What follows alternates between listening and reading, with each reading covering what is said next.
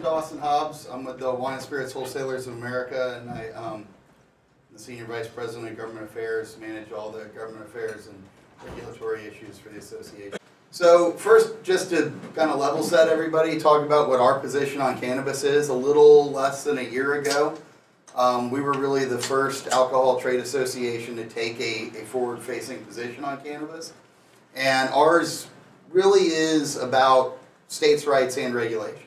And it's that states should have the right to legalize cannabis, but that there should be a regulatory structure in place. We've seen some instances, DC is the best example, where they've essentially decriminalized it with no marketplace, no licensing, and it's a problematic situation for everybody involved.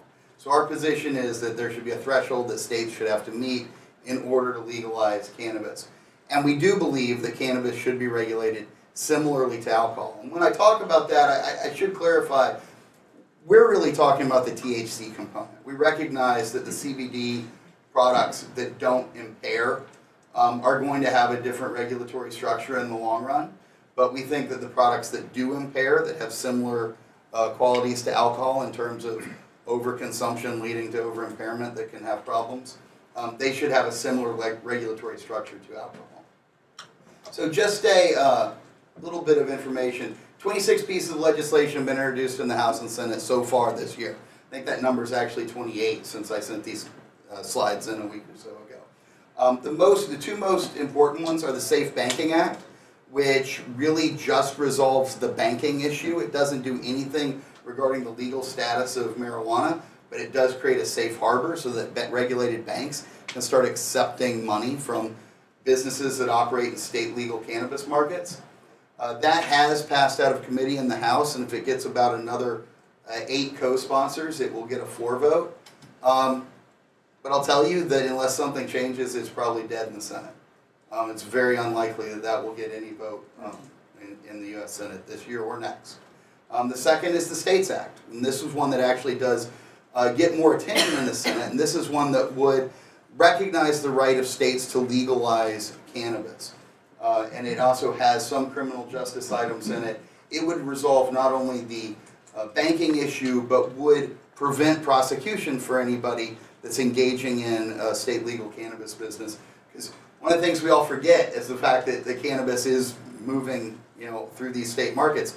It is federally legal. All those businesses are technically trafficking drugs. Now. I mean, but under federal law, it's something that we always have to remember, right? So the other thing to note is nearly half the states have considered cannabis-related legislation this year. You probably all saw just last week, Illinois passed recreational cannabis legislation, and they are notable in that they're the first state to do so through the legislature, not the ballot. And this is really cresting a breakwater here, because previously you got enough signatures, you had the money, you could get cannabis legalized on the ballot. That was the only way it ever happened. Getting it done through a legislature is going to have a ripple effect that will give other state legislatures more comfort in considering the issue going forward. So I mentioned this earlier, we really think about this as CBD versus THC. We think they'll be regulated differently. And we also think this is, and to some of what Smoke spoke about, it's one of the major differences between alcohol and cannabis, right? We can think about the world of beverages as alcohol or non-alcoholic, right? They either have alcohol in them at various levels, from a low alcohol beer to a high alcohol spirit, but they all, if consumed in a large enough quantity, impair, and non-alcohol, which doesn't, right?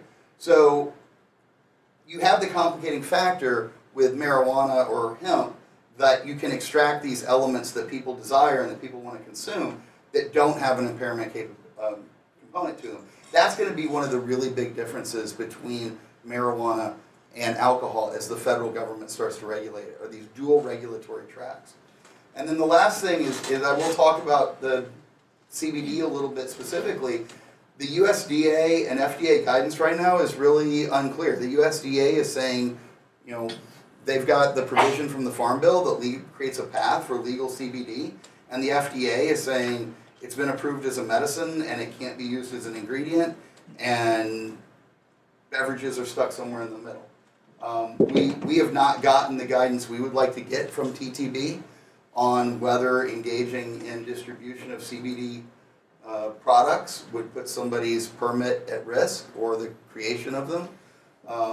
Fact that people in the beverage alcohol industry are federally licensed puts them in a unique position relative to other businesses. So I want to talk for another second about federal versus state regulation, right? So you have these right now 11 state regulatory structures that are all fairly different and fairly unique and really no underlying federal regulation.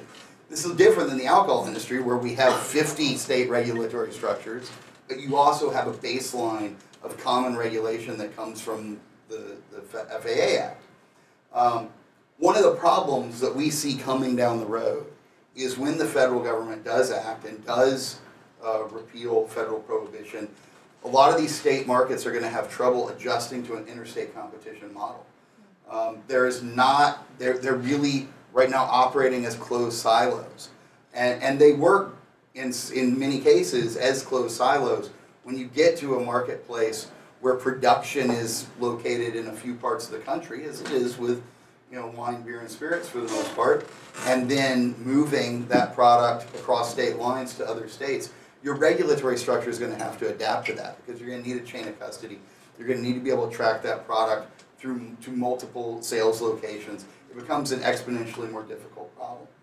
And our last thing is, as we talk to state legislators and they ask us what we think about cannabis regulation, we really talk about what they should think about is consumer safety, product purity, and supply chain regulation, because those things all go hand in hand.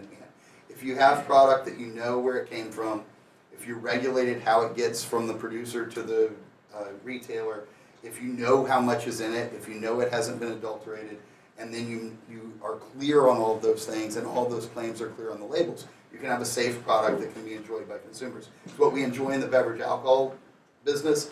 I think it's what people would like to enjoy in the cannabis business. The last thing is, what can cannabis learn from alcohol?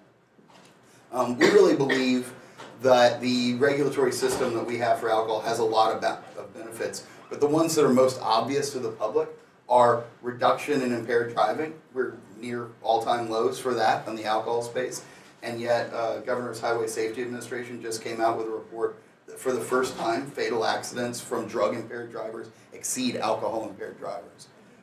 Second is social responsibility, which is encouraging responsible consumption, and the way the industry works hand in hand with their regulators. And the last is addressing underage access, which is something, frankly, because of the compact nature of so many of the cannabis products, it's going to be a real challenge going forward, because when youth can get a hold of it, it's very hard to detect. So that's all I have for this, and I'll turn it on.